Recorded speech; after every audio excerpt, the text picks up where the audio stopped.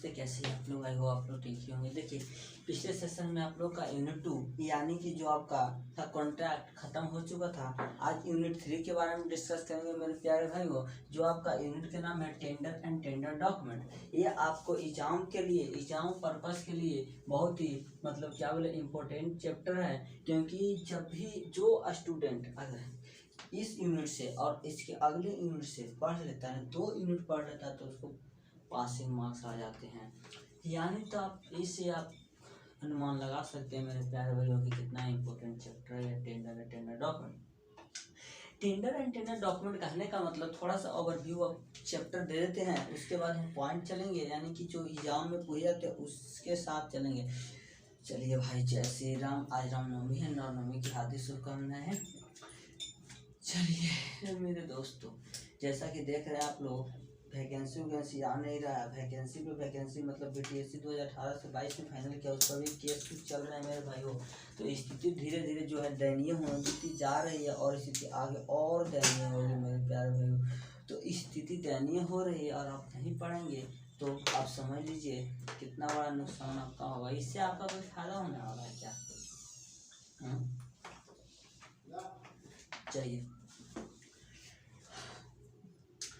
Tender and tender document कहने का मतलब होता है, टेंडर के मतलब होता है, देखिए डॉक्यूमेंट का मतलब तो आप समझ रहे हो कि डॉक्यूमेंट मतलब फाइल है डॉक्यूमेंट।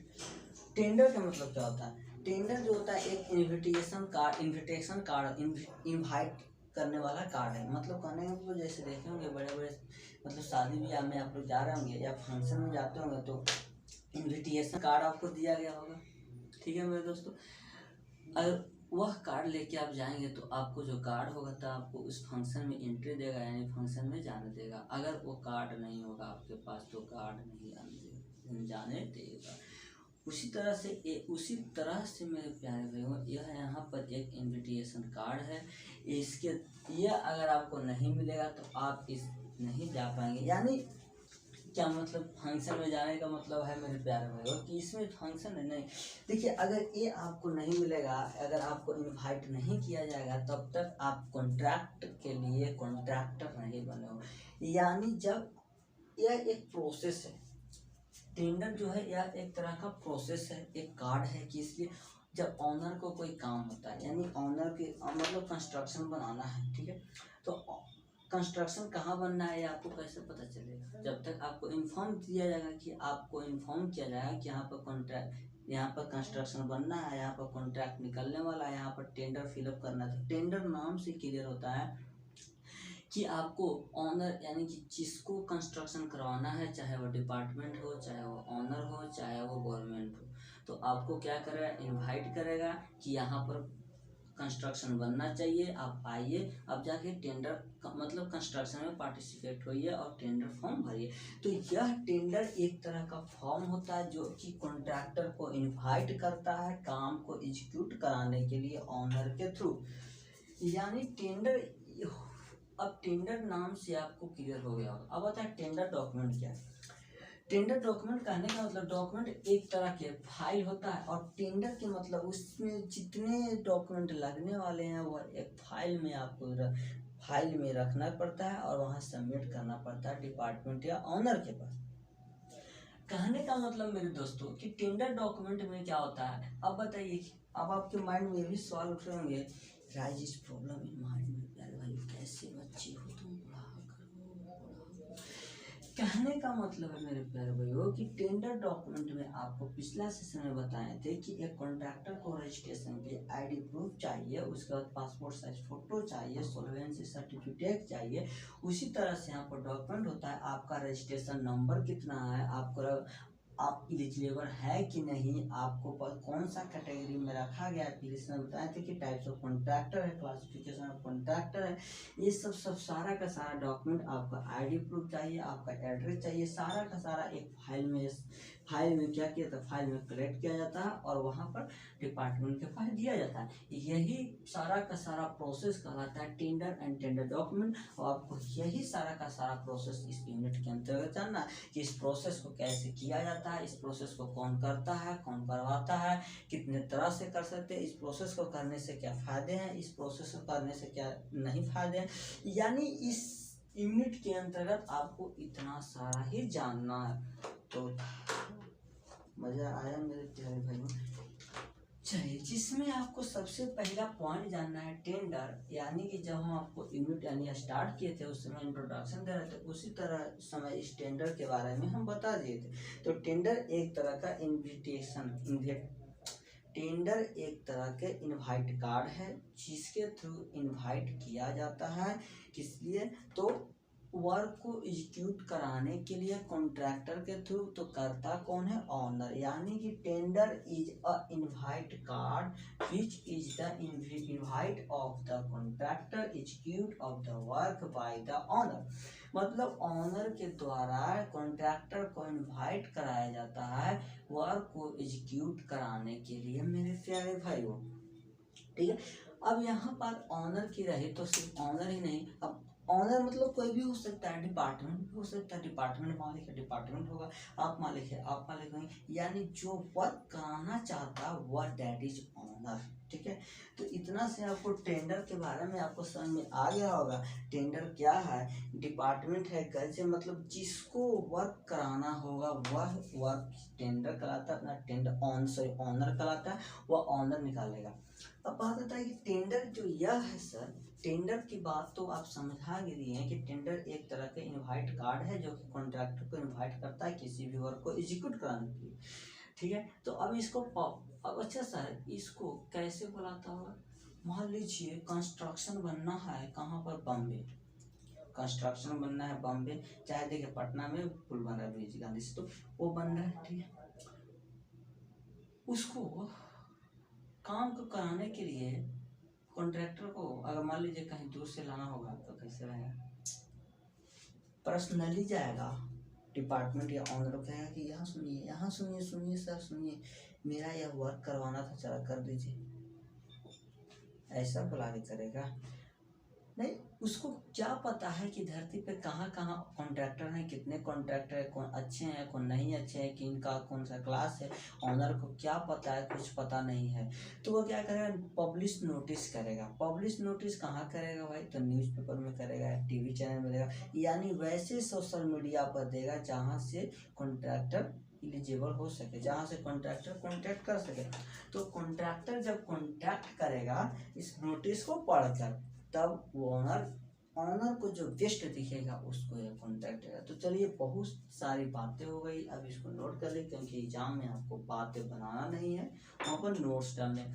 एक बात याद रखिए, जब भी एग्जाम में मेरे प्यारे भाइयों नोट्स मतलब नोट्स एग्जाम में नोट्स है यार, अरे एग्जाम में जब क्वेश्चन को सॉल्व करेंगे आप लोग तो पॉइंट बाय पॉइंट लिखिएगा, विदाउट पॉइंट मत लिखिएगा। पॉइंट बाय पॉइंट लिखने से बहुत सारे फायदे होते हैं मेरे प्यारे भाई। ठीक है, अब जरा थोड़ा सा ये और जान जाते हैं कि टेंडर डॉक्यूमेंट में सर क्या क्या रहेंगे। तो टेंडर डॉक्यूमेंट में सारा का सारा आपका इन्फॉर्मेशन भी रहेगा, उसके साथ साथ डिपार्टमेंट का इन्फॉर्मेशन भी दे दिया जाएगा। टेंडर डॉक्यूमेंट में डिपार्टमेंट का इन्फॉर्मेशन, टेंडर डॉक्यूमेंट में आपका डॉक्यूमेंट रहेगा। जब टेंडर को पब्लिश करेगा न्यूज़पेपर या टेलीविजन या एनी सोशल मीडिया के थ्रू, उसमें आपका सारा का सारा लिख दिया जाएगा कि कॉन्ट्रैक्ट कितना का है, मान लीजिए 4 लाख के 4 करोड़ का है, टाइमिंग 1 साल के अंदर करना है, उसके बाद इसको में प्रॉफिट जितना सारा का सारा टर्म्स कंडीशन सारा का सारा नोटिस कर दिया जाता है। सो लिखिए आप लोग, उसके बाद हम यही जस्ट अगला पॉइंट है।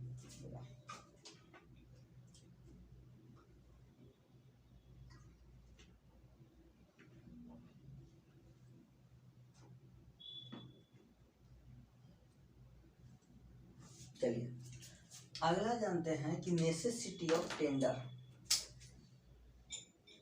अगला जो पॉइंट है मेरे प्यारे भाइयों वह नेसेसिटी ऑफ टेंडर है।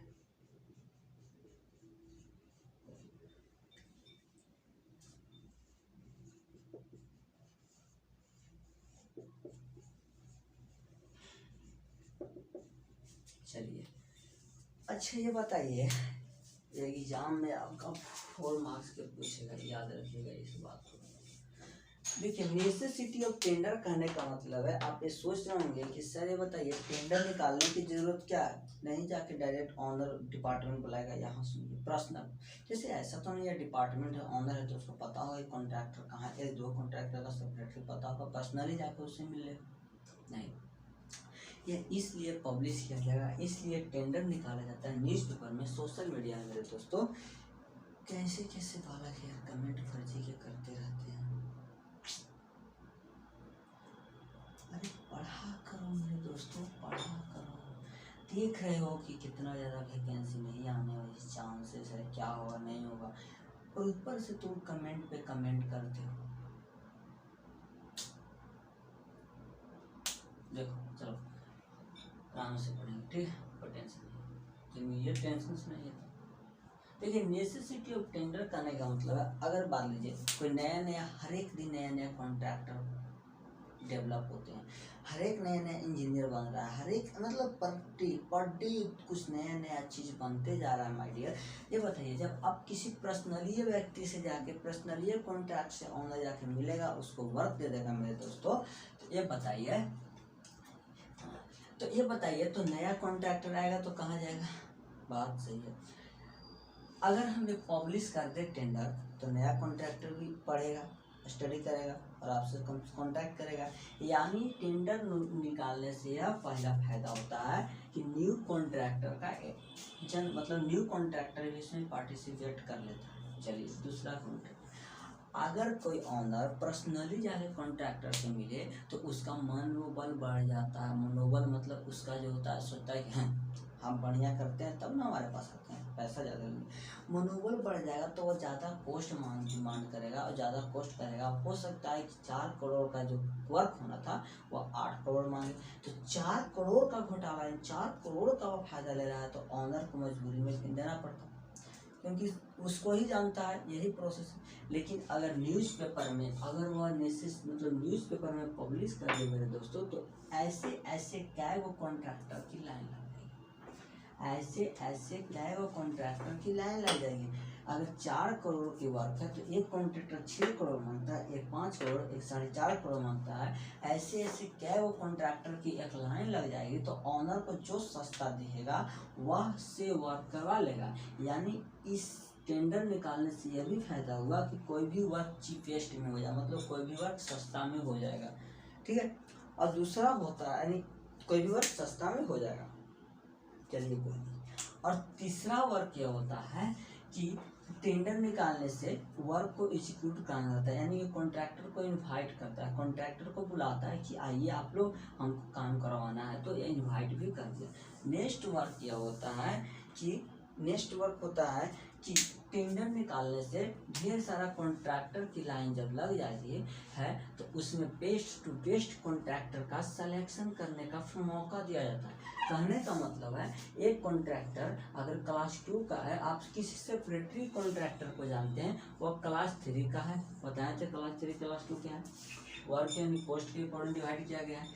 और एक कॉन्ट्रैक्टर वो यह था सेपरेटरी वाला, इधर है पब्लिश वाला क्लास 3 क्लास 1 क्लास 2, और उतना ही कॉस्ट में जितना कॉस्ट में एक काम कर रहा है क्लास 3 का कॉन्ट्रैक्टर, और उतना ही कॉस्ट में एक काम कर रहा है क्लास 1 का कॉन्ट्रैक्टर, तो आप किसको देना चाहिएगा? आप क्लास 3 को कभी देना चाहिएगा नहीं, यानी कि क्लास 1 के कॉन्ट्रैक्टर को ही दे दिया जाएगा। इससे पता चलता है मेरे दोस्तों कि अगर टेंडर निकालते हैं तो हमको बहुत सारे फायदा होते हैं। पहले तो नया कॉन्ट्रैक्टर आएगा, दूसरा कि हम सस्ता काम करवा लेंगे, तीसरा यह हो जाएगा कि कोई भी कॉन्ट्रैक्टर को मनोबल नहीं बढ़ेगा, यानी कि सिलेक्शन कर लेंगे, और अगला होता है कि वर्क को एग्जीक्यूट करा लेंगे।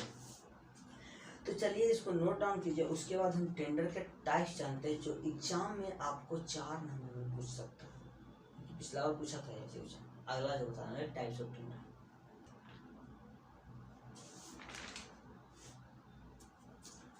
चलिए अगला जो हम जानते हैं मेरे दोस्तों वह टाइप्स ऑफ टेंडर के बारे में जानते हैं, जो आपके एग्जाम के बहुत ही इम्पोर्टेंट है। देखिए कहने का मेरा मकसद देखिए है कि पढ़ाई लिखाई कीजिए। हाँ, एक स्टूडेंट टेलीग्राम पे देखिए, जो भी स्टूडेंट टेलीग्राम पे देखिए, टेलीग्राम पे आप लोग जुड़ जाइए, क्योंकि टेलीग्राम डिप्लोमा भी सोनू के नाम से है, चैनल भी है और टेलीग्राम भी है। उसमें जुड़ने से ये आपको फ़ायदा है कि आपको डेली क्वेश्चंस आते रहते हैं, उसमें नोट्स आते रहते हैं, उसमें पीडीएफ आते रहते हैं, उसमें नोटिफिकेशन आते रहते हैं, उसमें एसबीटी के रिलेटेड सारे के सारे नोटिफिकेशन आते रहते हैं। तो जुड़ने से आपको फ़ायदा यह होगा कि आपको ये सारे नोटिफिकेशन पीडीएफ वगैरह जो भी है आपको मिलते रहेंगे, ठीक है। और हाँ, एक स्टूडेंट टेलीग्राम पे कमेंट कर रहा था कि सर ये बताइए कि क्या हम लोग बाजी वैकेंसी नंबर बेसिस होगा या एग्जाम बेसिस होगा। देखिए मेरे प्यारे दोस्तों, अभी फ़िलहाल जो स्थिति माहौल बना हुआ है उस माहौल के अनुसार लगता अभी भी नहीं है।